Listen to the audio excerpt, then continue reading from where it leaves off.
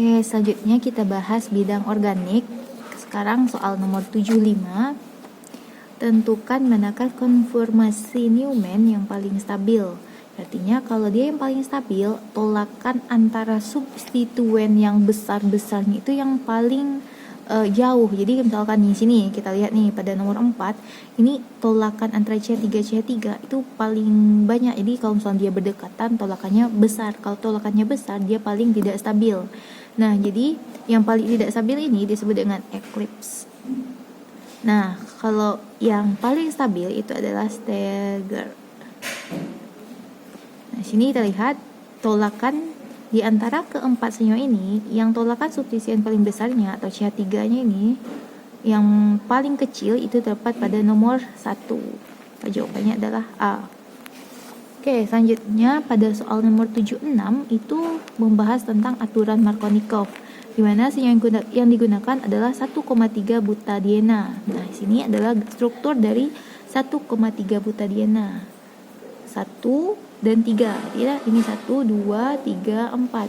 Artinya pada C ke-1 dan C ke-3 terdapat rangkap. Itu disebut dengan 1,3 diena, artinya 2 ena, 2 buah rangkapnya. Di sini ditambah dengan HCl.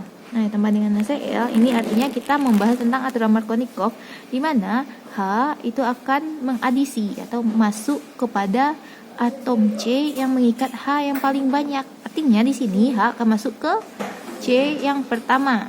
Kemudian Cl itu akan masuk pada atom C yang kurang banyak. Artinya kan di antara rangkap ini, siapa yang kurang banyak H-nya? Artinya di sini masuk Cl.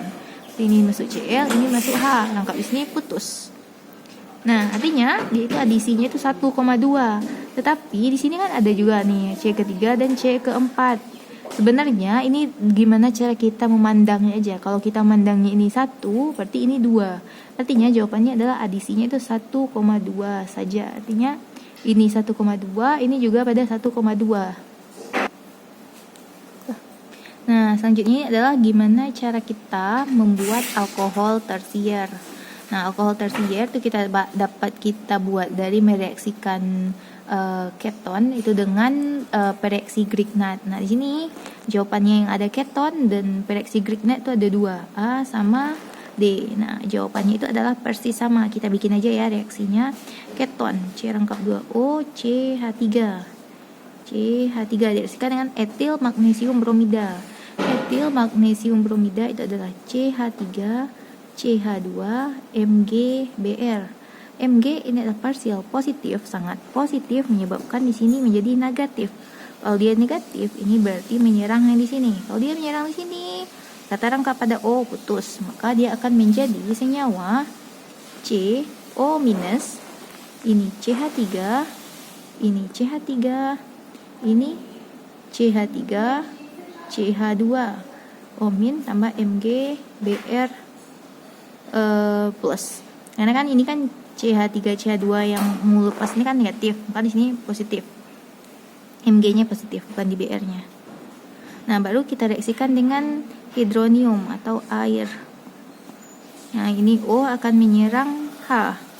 Ini bukan ikatan H dan O putus, sehingga terbentuklah alkohol tersier CH3 CH2 C CH3 CH3 OH. Oke. Dan reaksi sisa sampingnya adalah Mg plus Br min dan OH min. Oke. Jawabannya adalah antara A dan D karena pilihannya itu paling mirip, sangat mirip. Selanjutnya kita bahas tentang yang senyawa kiral. Nah, di sini senyawa yang kita gunakan seperti yang terlihat pada gambar. Ini pada C1 terikat Cl. Nah, pada C ketiga itu terikat CH3. Nah, di sini adalah pusat kiralnya di 2 titik, yaitu pada C1 dan C3. Nah, kalau kita lihat dari C1, ini C itu mengikat Cl, artinya Cl yang memiliki nomor atom yang paling besar. Kemudian kita lihat lagi di sini, ini yang kedua, C yang terikat lagi dengan C yang ada terikat dengan C3-nya. Berarti ini yang ketiga. Nah, berarti arahnya itu adalah searah jarum jam. Artinya ini R. 1R. Dan yang kita lihat yang di sini, ini ada CH3 Ini adalah atom C terikat kepada C selanjutnya yang juga terikat dengan Cl. Berarti ini yang kedua, ini yang ketiga. Berarti ini 1, ini 2, ini 3. Artinya S. Maka nama IUPAC-nya adalah 1R3S 1 kloro 3 metil sikloheksena. Dah.